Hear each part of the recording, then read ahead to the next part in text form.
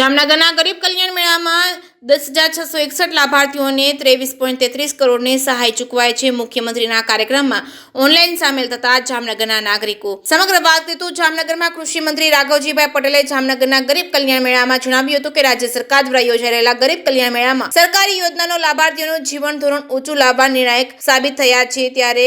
રાજ્યવ્યાપી ગરીબ કલ્યાણ મેળાની શૃંખલા અન્વયે જામનગર જિલ્લા અને મહાનગરપાલિકા કક્ષાનો સંયુક્ત ગરીબ કલ્યાણ મેળો હાપા માર્કેટયાર્ડ ખાતે યોજાયો હતો, જેમાં રાજ્યના કૃષિ, પશુપાલન, ગૌસંવર્ધન તેમજ મત્સ્ય ઉદ્યોગ તેમજ ગ્રામ ગૃહ નિર્માણ તેમજ ગ્રામ વિકાસ વિભાગના મંત્રી રાઘવજીભાઈ પટેલ વડાપ્રધાન નરેન્દ્ર મોદીના વિકસિત ભારતના સંકલ્પને સાકાર કરવા માટે કટિબદ્ધ થવા હાકલ કરી હતી અને કહ્યું હતું કે જિલ્લા વહીવટીતંત્રના સક્રિય પ્રયાસોને લીધે લાભાર્થીઓને પારદર્શક રીતે સરકારી યોજનાનો લાભ મળી રહ્યા છે। મંત્રી રાઘવજીભાઈએ વર્ષ 2009થી તત્કાલીન મુખ્યમંત્રી નરેન્દ્ર મોદીએ પ્રારંભ કરાવેલા ગરીબ કલ્યાણ મેળાઓની આંકડાકીય માહિતી આપતા ઉમેર્યું હતું કે અત્યાર સુધી યોજાયેલા કુલ 13 શ્રેણીઓના ગરીબ કલ્યાણ મેળામાં 1,64,00,000થી વધુ લાભાર્થીઓને 36,800ના લાભો હાથોહાથ મળી શક્યા છે। આ વર્ષની ગરીબ કલ્યાણ મેળાની 14મી શ્રેણી અંતર્ગત રાજ્યના 33 જિલ્લા તથા 2 મહાનગરપાલિકાને મળી કુલ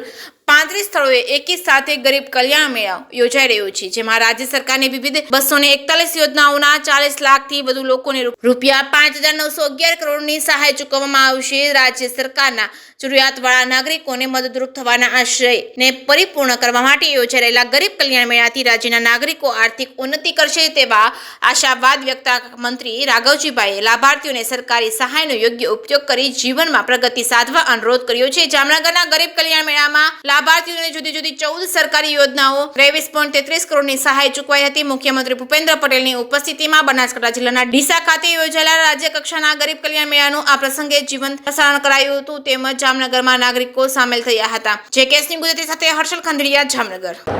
2009-10 થી તત્કાલીન મુખ્યમંત્રીના આજના દેશના યશસ્વી વડાપ્રધાન નરેન્દ્રભાઈ મોદીએ રાજ્યના આર્થિક રીતે નબળા લોકો પોતાના ધંધામાં પગભર થઈ શકે, પોતાની આર્થિક ઉન્નતિ કરી શકે અને ગરીબી રેખાની બહાર આવી શકે એવા શુભ હેતુસર આવા લાભાર્થીઓને સ્થળ ઉપર જ સરકારશ્રીની જુદી જુદી યોજનાના લાભો મળી રહે એના માટે આવા ગરીબ કલ્યાણ મેળાઓના આયોજનો શરૂ કર્યા હતા અને એ પરંપરા રાજ્યના સન્માનીય મુખ્યમંત્રી ભૂપેન્દ્રભાઈ પટેલની સરકારે પણ ચાલુ રાખી છે। એટલે આજે રાજ્યમાં 35 જેટલી જગ્યાએ 33 જિલ્લાઓ અને 2 મહાનગરોમાં આ ગરીબ કલ્યાણ મેળાઓ યોજવામાં આવેલ છે, જેમાં 12 લાખથી વધુ લોકોને જુદી જુદી યોજનાઓના સહાયની રકમો, સાધન સહાય, પ્રમાણપત્રો વગેરે આપવામાં આવનાર છે, જેમાં એના ભાગરૂપે આજે જામનગર ખાતે આપા માર્કેટિંગ યાર્ડમાં 5,000થી વધુ લોકોની હાજરીમાં વિશાળ સંખ્યા કહી શકાય એવી સંખ્યામાં